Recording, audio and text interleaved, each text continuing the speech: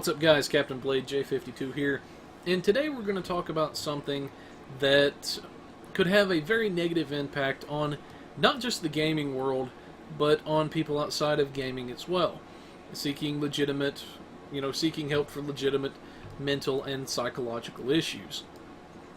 And what I'm talking about is something that has actually picked up a lot of steam discussion-wise in the past week and a half or so at the time of recording this. It's actually December the 30th of 2017 at the time I recorded this, so we're just a couple days away from New Year's of 2018, when this is supposed to go into effect, take effect, or is proposed to start to take off, however you'd want to choose your wording.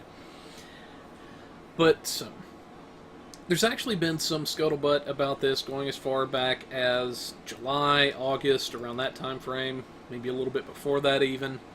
And this is something you've probably seen in a lot of gaming groups on Facebook, maybe different gaming-centric websites you might have seen there, or some various TV news outlets, perhaps, such as CNN, NBC, CBS, Fox News, or any other outlet in that giant alphabet soup that manages to get on the airwaves. Now, what I'm talking about is a proposal being put forward by The WHO. Not the band The WHO, but the World Health Organization, to add quote-unquote gaming disorder to its list of recognized disorders in the International Compendium of Diseases, alongside things such as gambling addiction and similar issues. And this can be and will be a very negative thing, because the terminology that they're using here is so broad that anyone displaying an unwanted behavior or something that's been deemed undesirable by society that has ever played a game or continues to play games or considers themselves a gamer could be said to have this mental issue. Now, to give you guys an idea of what we're dealing with, I'm going to read to you how The WHO has proposed to define this. Then we're going to break it down, then we're going to look at some statements from some psychologists who are calling them out and saying, hey, you need to hold the phone because you're going to royally screw this up if you do this. Alright, so first and foremost, gaming disorder is characterized by a pattern of persistent or recurrent gaming behavior, digital or video gaming, which may be online, over the internet, or offline, manifested by 1. Impaired control over gaming, such as onset, frequency, intensity, duration, termination, and context. Number 2, increasing priority given to gaming, to the extent that gaming takes precedence over other life interests and daily activities. Number 3, continuation or escalation of gaming despite the occurrence of negative consequences. The behavior pattern is of sufficient severity to result in significant impairment in personal, family, social, educational, occupational, or other important areas of functioning. The pattern of gaming behavior may be continuous or episodic and recurrent. The gaming behavior and other features are normally evident over a period of at least 12 months in order for a diagnosis to be assigned, although the required duration may be shortened if all diagnostic requirements are met and the symptoms are severe. Alright, so let's break this down a little bit here and analyze what exactly is being said. So the first little bit here. Gaming disorder is characterized by a pattern of persistent or recurrent gaming behavior, digital gaming or video gaming, which may be online, over the internet, or offline. Okay, so nothing really unusual with this first little sentence here. They're essentially saying that it can, occur with online gaming or offline gaming. Nothing really unusual there. Then we get into our first little bit of BS here. And this is the impaired control over gaming. Now, they give 6 criteria for which you can kind of determine if you have impaired control, such as onset, frequency, intensity, duration, termination, and context. Now, they give these 6 examples, yet they don't quantify or define what they are. They don't give examples. They don't give specifics. Now, there's frequency as one example. How frequent are we talking? Are we talking somebody that just plays, 2 days on the weekend? Are we talking about somebody that plays every other day? Or are we talking about somebody that plays every day? How frequent is too frequent? Then as far as intensity goes, are we talking about, somebody that's playing a Wii Fit game and they're just going hog ham at that game until, they're on the ground barfing from having overdone it on their workout. Are we talking about that? Or another example from intensity. Are we talking about, little Timmy who's on the latest Call of Duty that his parents bought for him when they really shouldn't have because he's only 10 and it's a rated mature game? And then he's just like, oh, well, like, you killed me, and, like, you're a hacking douchebag, and, like, I did stuff with your mom. Are we talking about that level of intense? Is that too intense? Then, for duration, how long is too long? Are we talking about something that, somebody that's playing, 2 hours a day? Are we talking about somebody playing 4 hours a day, or 8 hours a day, or 12 plus hours in a day? How long is too long when it comes to this? They don't give an example and say, anything up to this point is perfectly fine and normal. Anything past this point, you might want to consider getting help. They don't do that. They don't give a quantifiable number and everything, and that's what really grinds my gears, is they're not defining what any of this is. They're just leaving it to be so broad that it's very subjective, and that anybody that's a gamer could potentially fall under this. Now, I personally might think that somebody playing, 2 hours a day is perfectly fine. Whereas my neighbor down the street might think, oh no, that's too much, you don't need to play more than an hour a day, anything beyond that, and that's just, not having a life. Stuff like that. So whose definition would you go by at that point? Would you go by mine, or would you go by his? That's the thing. It is so subjective the way they have this terminology that it's unreal. Number 2, and everything, increasing priority. Well, actually, let's look at termination. I just thought of one that we could actually use for that too. For termination and everything. Let's say, are we talking about somebody that, he's just now or she's just now got to their favorite part of the game, it's their favorite level and everything, where they get to resolve a certain part of the story, they can't really put the controller down until they do that and everything, but once they beat it, then they're perfectly fine? Or are we talking about somebody that just once they start, they can't stop, they just keep playing and playing and playing and playing until they fall over dead from exhaustion?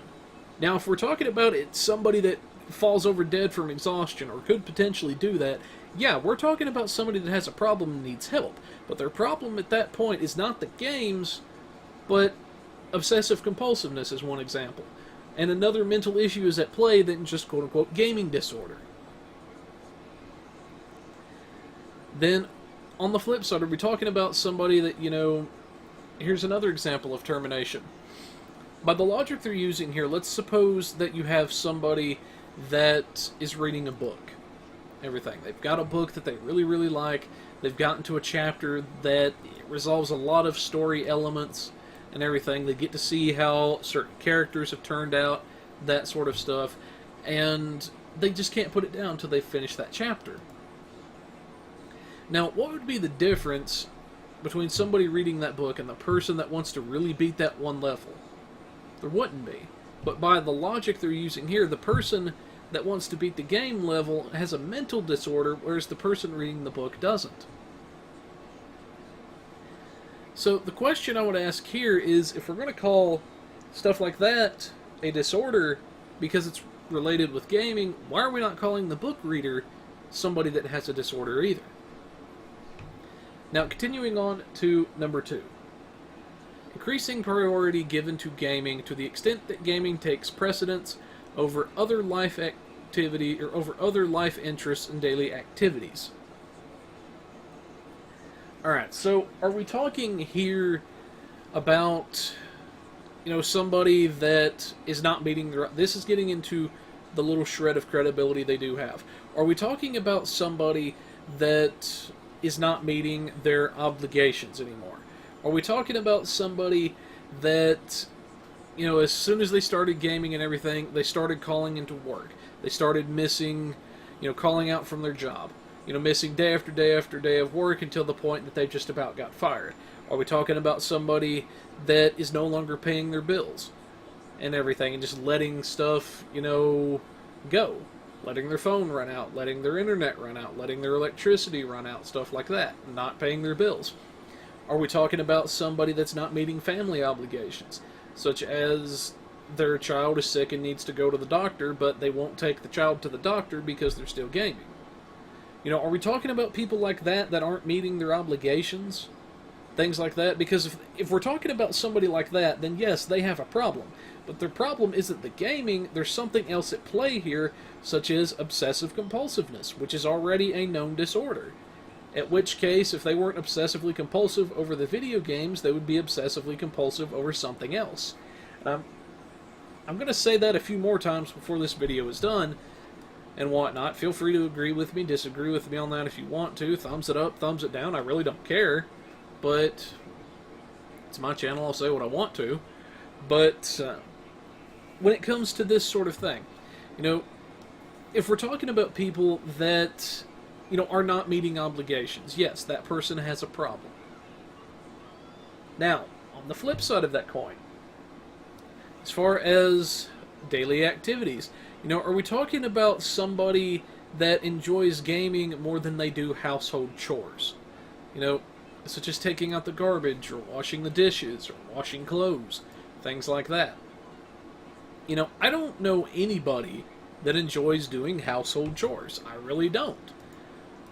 They might say that they do, but half the time I don't believe them because of their tone of voice or their expression on their face when they say it. But, if you're somebody that does enjoy stuff like that, more power to you, far be it for me to stop you. But in the context of this disorder that they're proposing here, I personally don't like household chores either. I don't really know anybody that does, like I said a second ago. So by this logic, if somebody enjoys gaming more than they do household chores, does that person now have a mental disorder? Well, according to this, potentially yes. Then, the other thing, getting into, other life interests. Let's say we have a hypothetical teenager and everything. He's your average 16-year-old boy and everything, and his first favorite thing in the world to do is basketball and everything. If you give him a choice between basketball and some other stuff, his first choice is going to be basketball. Then let's say his second favorite thing in the world to do is paintball, and his third favorite thing to do in the world is gaming. So if you gave him a choice between all of them, his first choice would be basketball, his second choice would be paintball, his third choice would be gaming. Alright, now let's suppose over time our teenager decides that paintball is no longer his second favorite thing in the world to do. And his second favorite thing in the world is now gaming. Well, by the logic that they're putting forth here, that would mean our hypothetical teenager has a mental disorder because now he prefers to game more than he does paintball.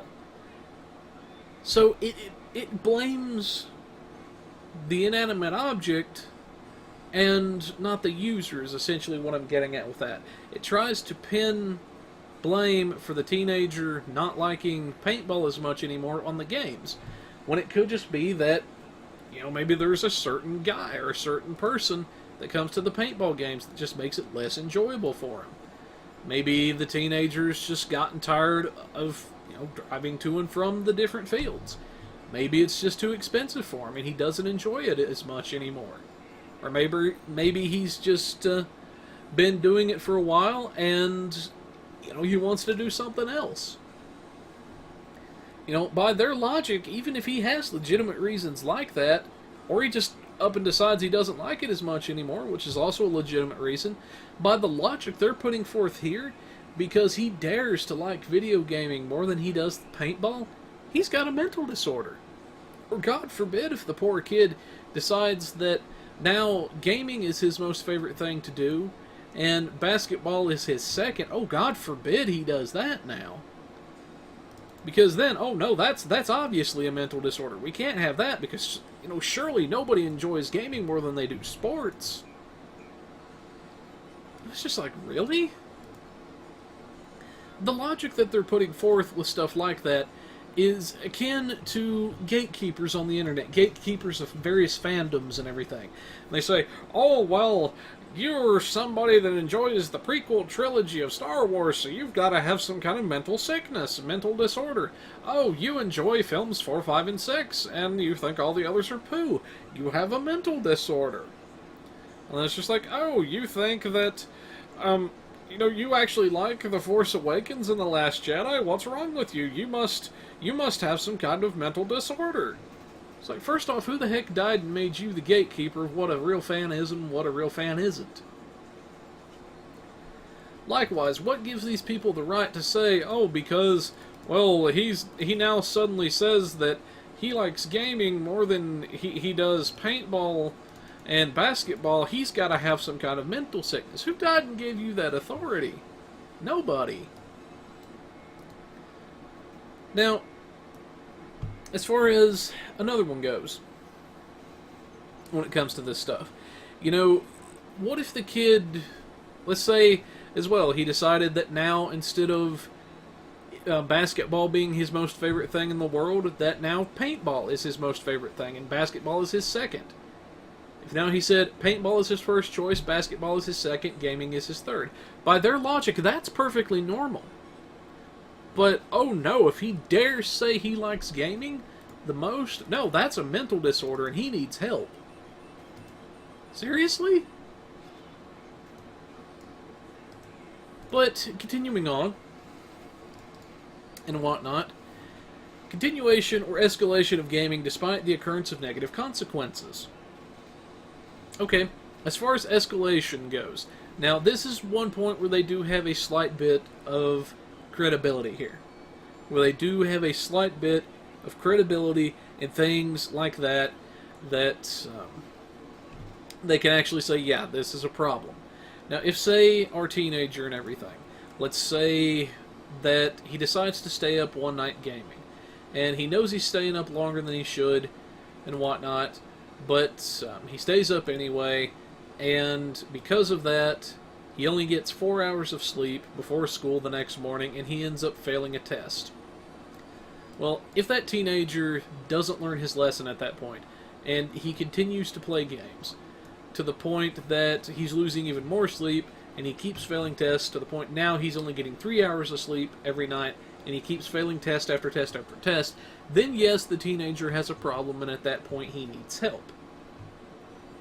But let's suppose our hypothetical teenager, he fails the test, he realizes, hey, I've actually got to go to bed at a decent hour, I can't keep staying up like this and failing tests. I just can't do that.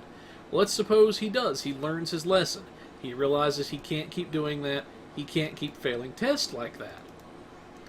So let's suppose then that he never fails another test in his life, and he gets good grades from then forward. Well, by the logic that they're putting forth here, because even though he learned his lesson, because he chose to continue playing those video games and keep playing them games, and doesn't just immediately give up something that he loves to do, oh, he's gotta have some kind of mental disorder. Like, really, dude?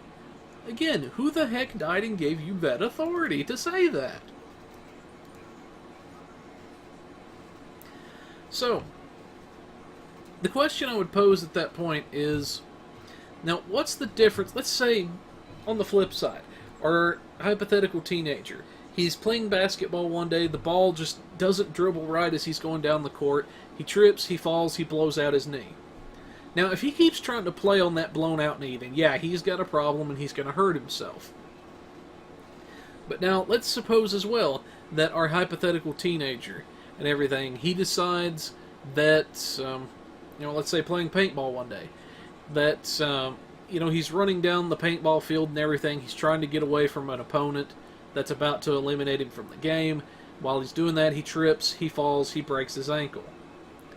Then, if he tries to play on that broken ankle, yeah, he's got a problem. He's going to hurt himself.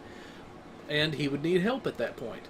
Now let's suppose, as well for our hypothetical teenager, that his blown out knee eventually heals up and he's able to go out there and play basketball again. Or his broken ankle heals up, he's able to go out there and play paintball again. Well, let's say that he does decide he wants to go out there and play basketball again. Or he wants to play paintball again, despite the negative consequence that happened before. Because blowing out your knee or breaking your ankle, that's a negative consequence.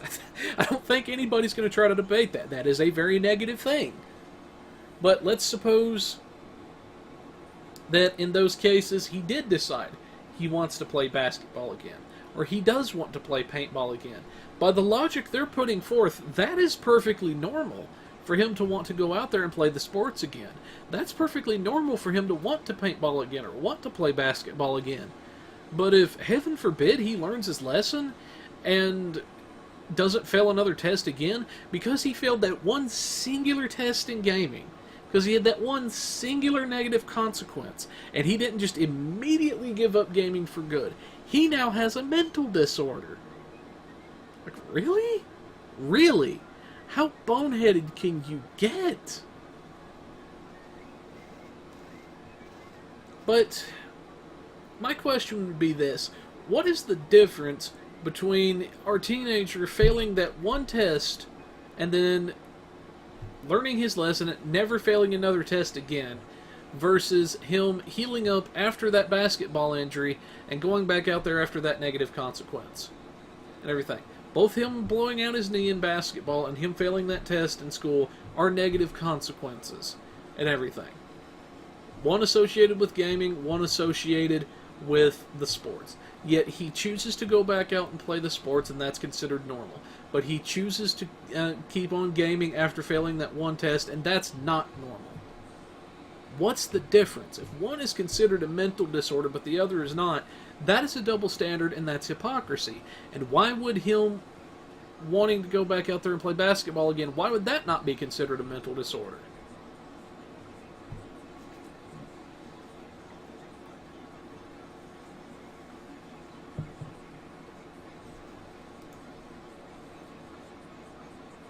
So, that's my gripe when it comes to that. That's my gripe when it comes to this one. Now, we move on to one of the dangerous areas and everything. Behavioral pattern is of sufficient severity to result in significant impairment in personal, family, social, educational, occupational, or other areas of functioning.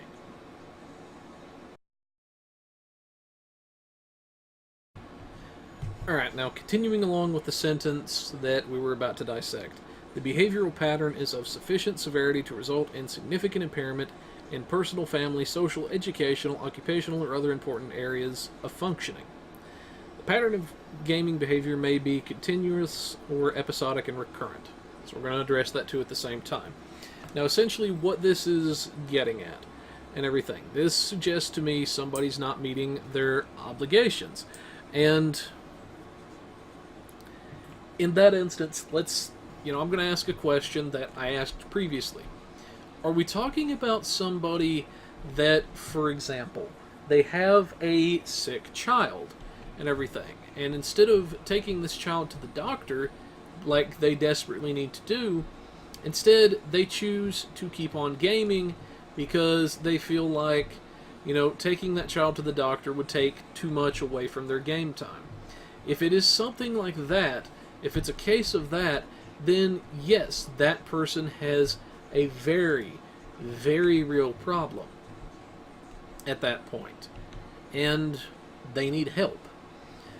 Now, are we talking about somebody as well that, instead of paying their bills, they drop every single dime of their paycheck into an online game to pick up virtual items within the game, and then at the end of the day, they don't have money to pay their bills anymore? Are we talking about people like that? Because if that's who we're talking about, then absolutely yes. That person has a problem. They have a very serious mental problem at that point. And the problem isn't with the game, but the problem is with the screwed up individual. Then on the social and educational things. If we're talking about somebody that, you know, is all the time failing classes, failing school, then yes, they've got a problem. Now, if we're talking about somebody as well that they're all the time calling out of their job and everything, and because of that they're about to get fired or have been fired, that person has a problem. But moving on into the dangerous territory of things now, and whatnot, and well, actually, in just a second. Now, as far as the social thing goes, I've met plenty of people that over the years, through my course of my gaming career, that they're not the most social butterflies ever. Not because they hate any person or anything like that, it's just not who they are. They're just not the most social people. And there's absolutely nothing wrong with that. There's absolutely nothing wrong with not being the most social person out there and everything. Maybe you just don't have anything to say. Or maybe the person is just shy. That doesn't necessarily mean they have a problem. But the big thing, now getting into the dangerous territory. The gaming behavior and other features are normally evident over a period of at least 12 months in order for a diagnosis to be assigned, although the required duration may be shortened if all diagnostic requirements are met and symptoms are severe. Okay, so you're telling me that normally something like this takes upwards of a year to diagnose, but you can diagnose it in a shorter period of time. Okay, so how short of a time can this be diagnosed in, if the symptoms are believed to be severe? Next thing that I would ask is, what are we calling a severe symptom? Let's say, for example, because everything else up until this point has not actually been quantified. We've said previously that things, at least as far as how the WHO is proposing to define this, they're proposing that impaired control over gaming be a factor and everything. And things such as, duration, intensity, and frequency be taken into account to tell if someone is impaired. Yet they don't define what duration is too much. So if, say, for example, they thought that someone playing 3 hours a day is impaired control, then if somebody starts suddenly playing 5 hours a day, would that be severe? They don't quantify this stuff, but instead they leave it, so subjective. They leave it so broad that they can label pretty much anybody they want with this issue.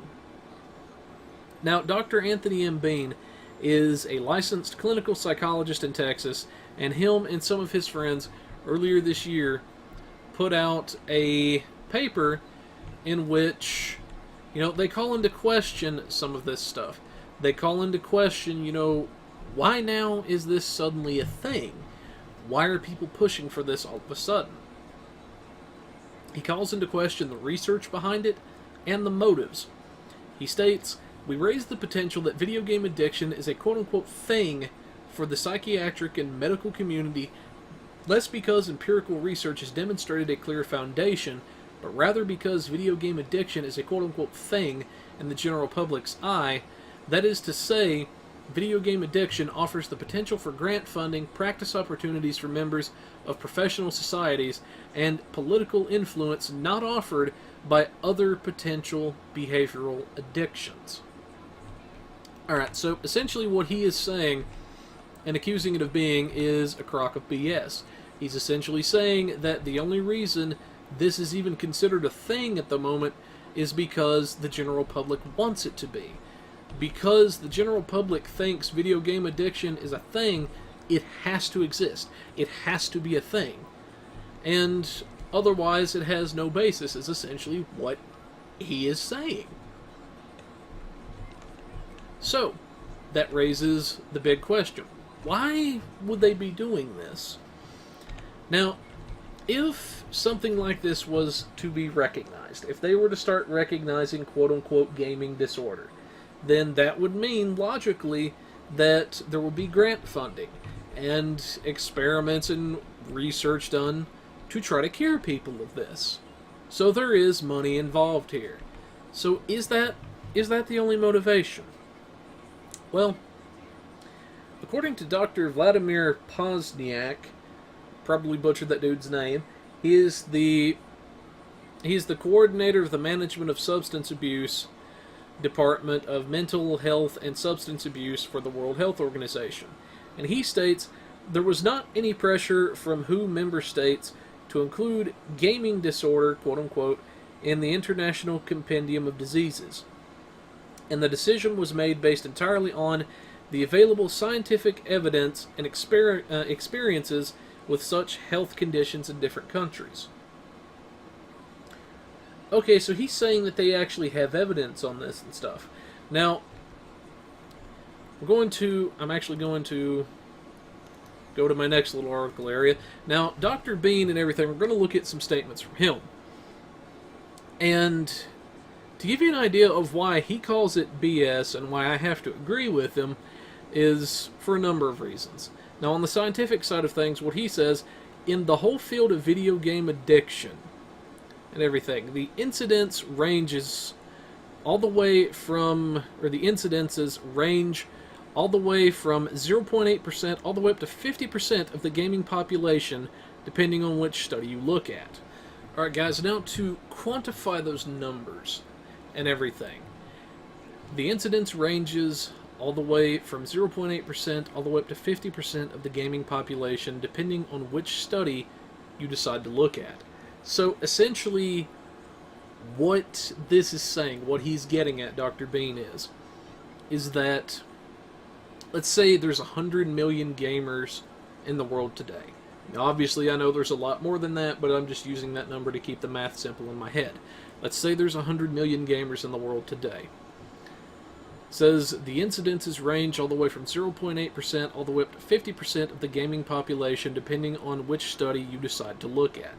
So what he's saying is that anywhere from just 800,000 people to all the way up to 50 million people out of our 100 million person populace could be addicted, as they claim, or to have gaming disorder.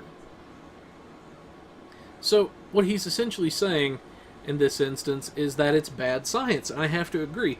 You don't just get a discrepancy that large. Sorry, but that's bad science and everything.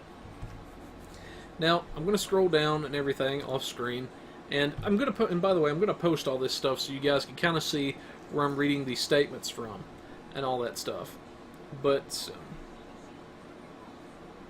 he says, one of the major concerns that we have is that we're putting the cart before the horse on this one. It says, we don't know what video game addiction is. It says, the psychology and medical fields took the concept of addiction, whether it's substance abuse or anything like that, and just switched it out with video games. The thinking was, oh, it's a form of addiction. It's like any other addiction, but it's not the same. So he exposes it here for what it is. Basically, it's the same tired thing of, oh, well, your brain treats video games like a drug. And we're going to look at another psychologist here in just a minute who's going to explain through his statements why that's a crock of bull and why that's not how it works. Alright, so we're going to scroll down just a little bit more. It says, you could do the whole process over again with football, especially with August right around the corner. These were statements made back in July and everything whenever he was talking about this. It says, why are we not considering that an addiction? What about someone who really likes to go into a library and read books, and they just can't put that book down because they're at that great part that they want? You can force them to put that book down, and their mind's just going to be on it. Why isn't that a form of addiction? So he raises some good points here. You know, like people that are always obsessed with sports, they're all the time watching sports, or people all the time reading books and everything. You know, why do we consider that normal, but we consider gaming to be an addiction? What's the difference is essentially what he's getting at. And then talking about the gamers. Everything says, maybe that person's anxious, maybe the person's actually depressed and using video games as a coping mechanism, or a mechanism with which to deal with some personal stress in the world. The better questions that we'd be able to ask them is, are you able to still go to work? Are you paying your bills? Are you still being a productive member of society on some level? These are all things that are not being asked right now. And people just at home say to their kids or their spouse, oh my God, you're addicted to video games, you can't put them down. What are you going to do? It's like, gosh, man, I don't want to be around you while you're playing those games. It says putting those types of opinions on someone has been shown to depress them and to make them feel not worthy. It can really screw with their entire psyche and their self-esteem. So, essentially, to put this in perspective here, swap video games out in that case with something like sports. You know, it's like, oh my God, you're addicted to sports. Oh my God, you're addicted to books. I don't want to be... It's like, you can't put that stuff down. It's like, what are you going to do? Because I don't want to be around you while you're playing, while you're talking about sports or having stuff to do with sports. Or I don't want to be around you while you're reading those books. You got to do something. What's the difference? That's what he's getting at here, is what is the difference between that?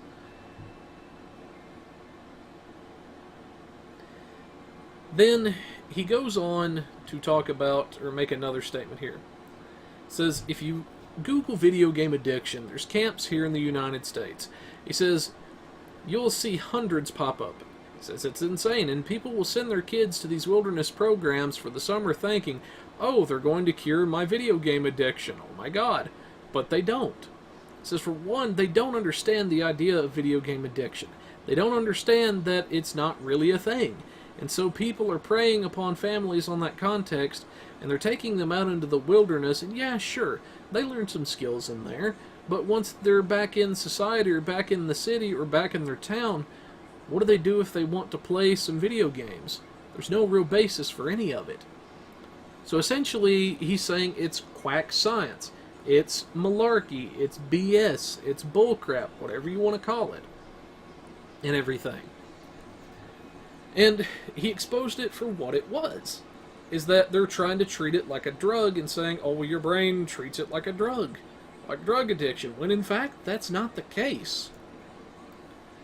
And we have another psychologist, Dr. Chris Ferguson, who studied this for years and of consistent, game playing, that sort of thing.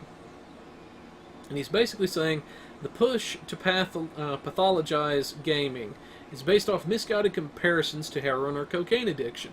There are many myths such as that games involve dopamine in brain regions similar to substance abuse.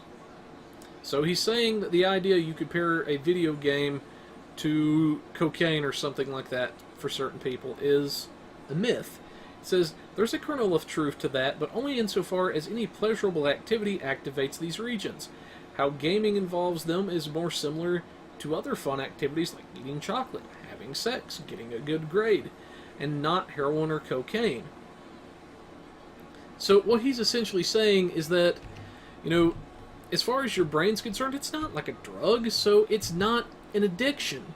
You can't be addicted to it in the way that you can something like cocaine or heroin or something like that, because that's not how your brain sees it. That's not how your brain treats it. So what he's saying is that as far as your brain's concerned, if it's something you enjoy, it's no different than eating chocolate or having sex, getting a good grade, that sort of thing. That's what he's getting at. Then we have another doctor and everything. Dr. Andrew Przybylski, who I probably butchered his name too, he says it's a very bad idea and everything. And his concerns are that, everything is low quality. The studies being done on this stuff. And saying that codifying game addiction as a tried and true disorder could risk stigmatizing millions of players and may divert limited mental health resources from core psychiatric problems such as depression or anxiety, which might be at the heart of problematic play. So what he's getting at here is, instead of focusing on the fact that they're playing the games, focus on why they're playing the games. Don't just stop at, oh, well, you're playing video games, so therefore you've got gaming disorder, you're addicted to video games. Look behind the scenes and ask, why are you playing these games so often? Get to the heart of it. Why are they doing this? Why are they playing this much? Why are they overdoing it? And both of these psychologists, Dr. Ferguson and Dr. Przybylski, You know, they say if they acknowledge that some people overdo it at the expense of their health and sanity. Says what's worth focusing on is less the gaming aspect of that behavior, but the overdoing it aspect. And they go on to talk about the impetuous approach to something compulsively might matter more than what the something is. Everything, and that's the big thing that I'm trying to get at. That's the big thing a lot of gamers need to speak up and say. It's like, hey, you know, games aren't the problem. It's the fact that they're being overdone. It's the fact that the guy is abusing it. And this is a big thing I would say too. You know,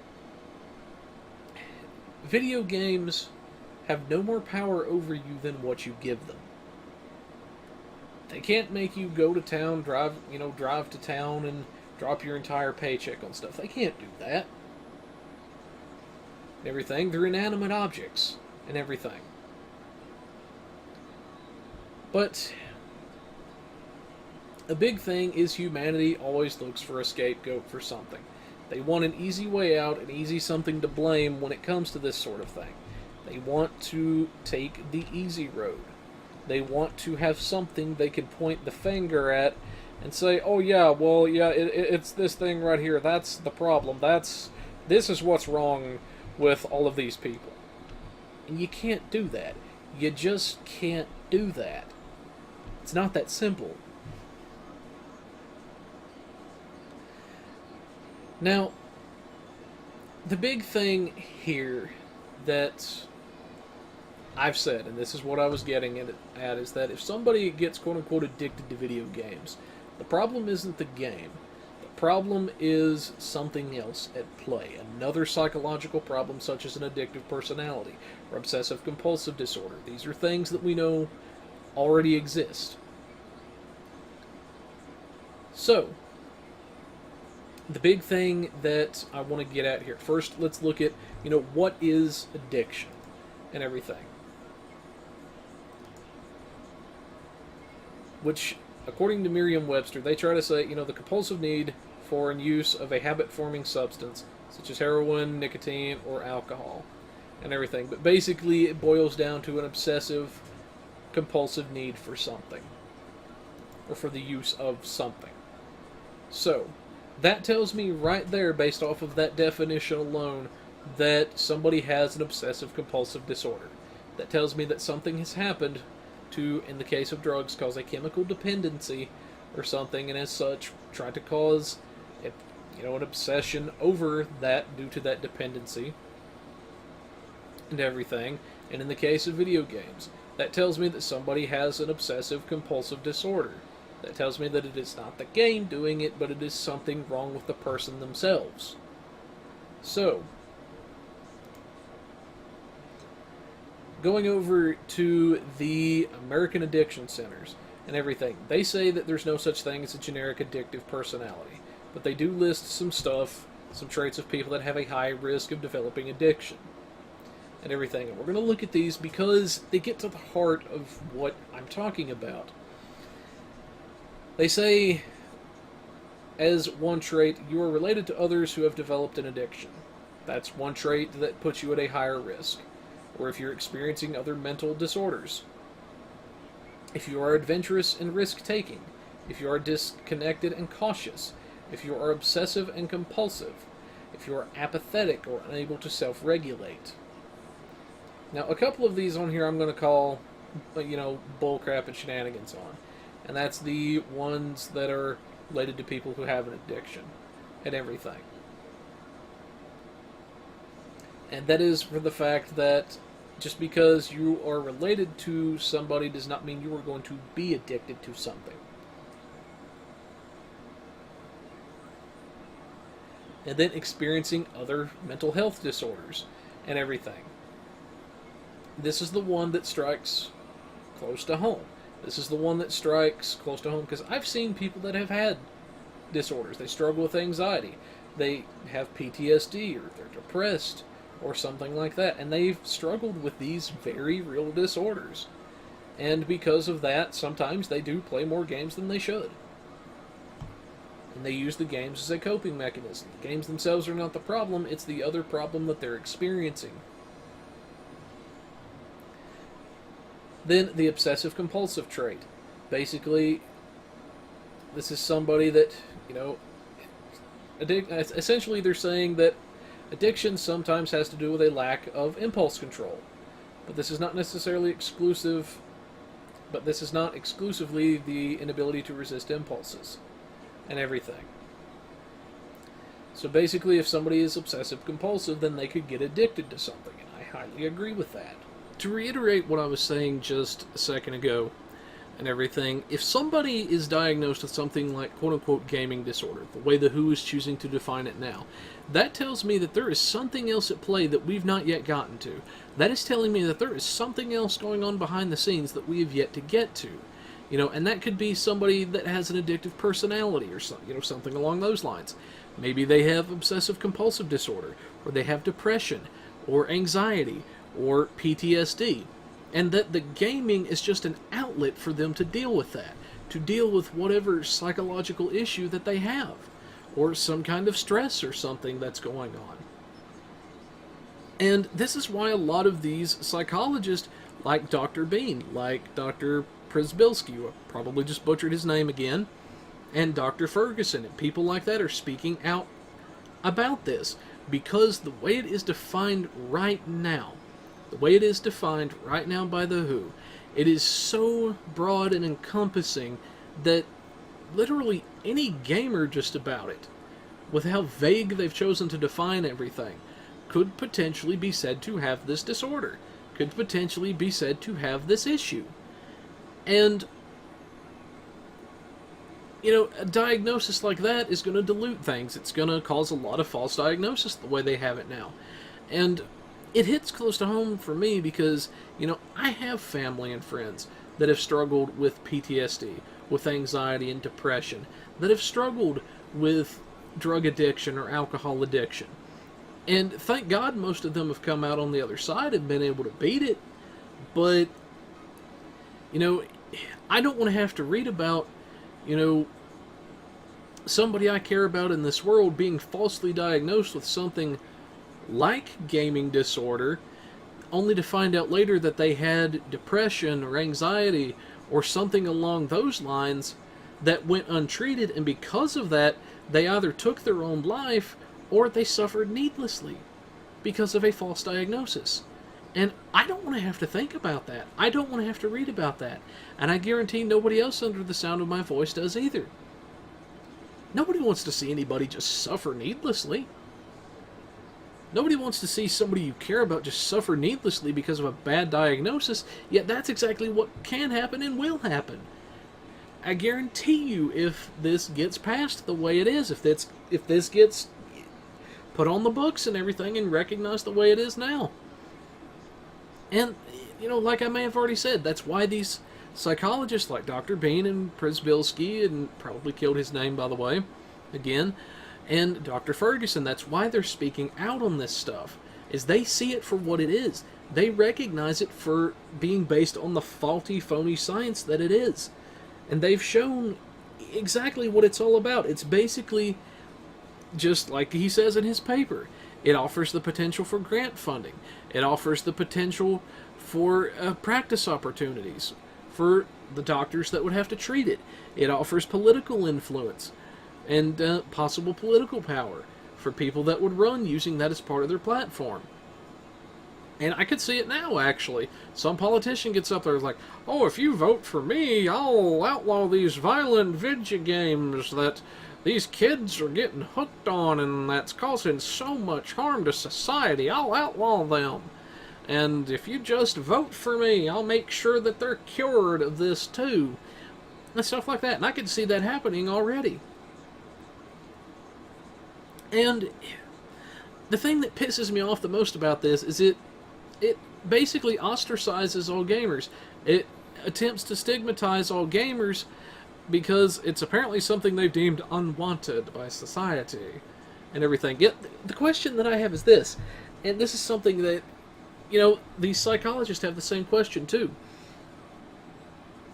You know, if somebody is all the time going on about sports or all the time about books or something and everything, we might consider that, they technically would consider that normal, but if somebody's like, into video games and stuff, oh no, that can't be normal. No, that's not normal at all. That's gaming disorder. Stuff like that, but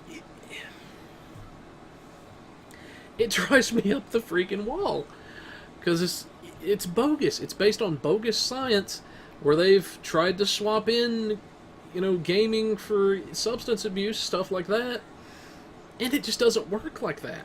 They're basically trying to take a one-size-fits-all approach, and it does not work like that. This quote-unquote gaming disorder, the way they're wanting to do it now, it never gets to the heart of the issue. It never gets to the why, somebody is abusing the games in the first place. It never gets to, why they're doing it. Do these people, God forbid, do they have, are they depressed? Or is it an outlet for something? It never answers those questions. It never gets to the hard-hitting answers. And because of that, a lot of people are going to suffer needlessly. And that's what pisses me off the most when it comes to this stuff and everything. It ostracizes and it stigmatizes a lot of good people. And they try to paint video games as these useless, evil things that have no benefits, when in fact they actually do have a lot of benefits and everything. They can have a lot of benefits. Like, for example, everything, if you're playing a lot of, puzzle games, stuff like that, and everything, that can slow down the aging process of the brain. Depending on certain games and everything, can even help dyslexic kids be able to read better. In fact, in 2012 at the University of Texas and everything, one of their medical branches in Galveston, they did an experiment where they pitted high school gamers, college gamers, and some medical residents, actual medical doctors, if I could spit the words out, to see who could perform a virtual surgery better. Is it the high school gamers that played about 2 hours a day? Is it the college kids that, or the college gamers that played 4 hours a day?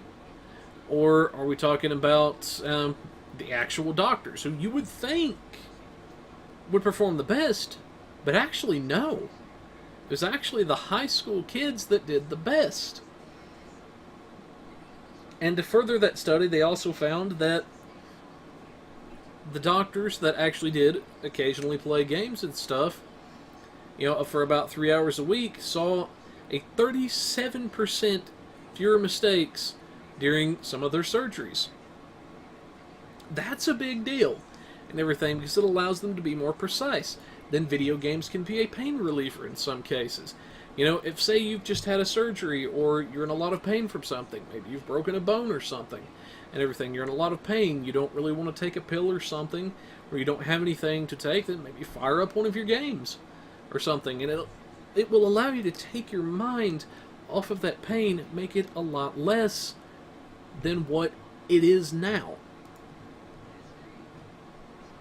Games can sometimes improve your eyesight and everything. If you're playing something like Call of Duty is one example and everything, you've got to be able to make real quick decisions with some of those things. If I see a guy coming at me from a distance and everything, I've got maybe a second, 2 seconds at most to look at that guy, and it's like, okay, he's a friend, I don't need to shoot him.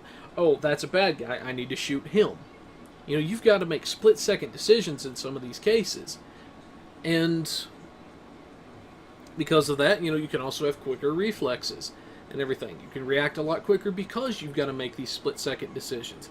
You pay more attention to detail and everything. So by that, your eyesight can improve. You can pick out details a lot easier.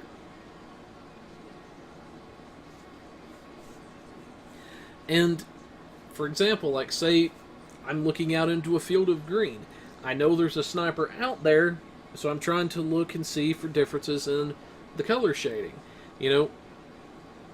I notice, okay, this shade of green doesn't match the rest of this, there's my sniper, and then I'm able to shoot him. I'm able to stop him and potentially win the match for my team and everything. Or I see the slightest little hinge of movement and everything. So there are some pluses to games when it comes to this stuff. But overall, like I'm saying, it makes me want to slam my head against a desk out of sheer frustration because of the way these people are doing this. And it pisses me off to no end. That's why I'm out here talking about this. Because, like I say, they've tried this kind of stuff all the time. And all this is going to do is it's going to be a money racket that's going to get abused to high heaven, and a lot of people are going to suffer for it.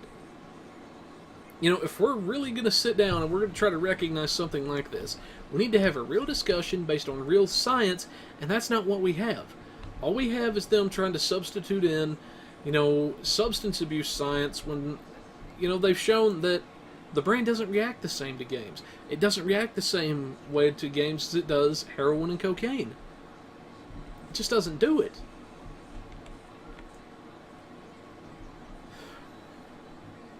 And like I've said, I want people to get help that need it.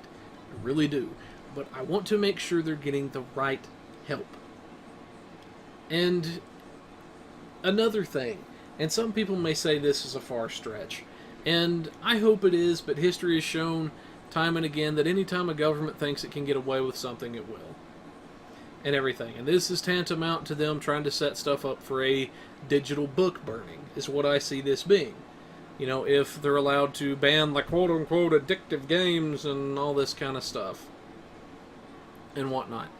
Or they see somebody that, speaks out against something politically, and the powers that be decide, oh, well, we don't like that. They look and see, oh, well, this person's a gamer. So, okay, they have gaming disorder, and then they try to shut that person up. Or another example, and everything. Somebody, let's say a Second Amendment supporter, they own weapons. They're like, oh, well, they play video games, so they must have gaming disorder. Now fork over that weapon. And everything. We thought a lot of that stuff couldn't happen, but look at 1930s Germany. And everything. They thought that stuff couldn't happen, but you had the book burnings, you had all the evil atrocities that went on in Nazi Germany during, the times of World War II and stuff like that, and they thought that couldn't happen. And some people may say that's a stretch and everything to tie this in, but that's all it is. That's all it is them looking for money and something else to try to ostracize. They've tried to ostracize gaming for years because a lot of them don't understand it. They don't understand the interactive media and everything. And all it is, in a lot of cases, is a bunch of old fossils in Congress or old fossils in governments that have no clue about the modern age. They have no clue about what games are, or what they can do, the good they can bring, or any of that stuff. And they're trying to outlaw it. Or trying to control it at the end of the day, which is ultimately what it is. They want to control it. It's money and power. That's all it is. But, like I'm saying, folks, let me know what you think. The comments and everything down below. Do you think I'm crazy? Do you think it's, am I overreaching with this? Let me know what you guys think. And everything. I'll have some articles for you to read. And everything. Well, so you can see where I was getting some of this info from, reading it, all that stuff. But for now, folks, this is Captain Blade, J52, signing off.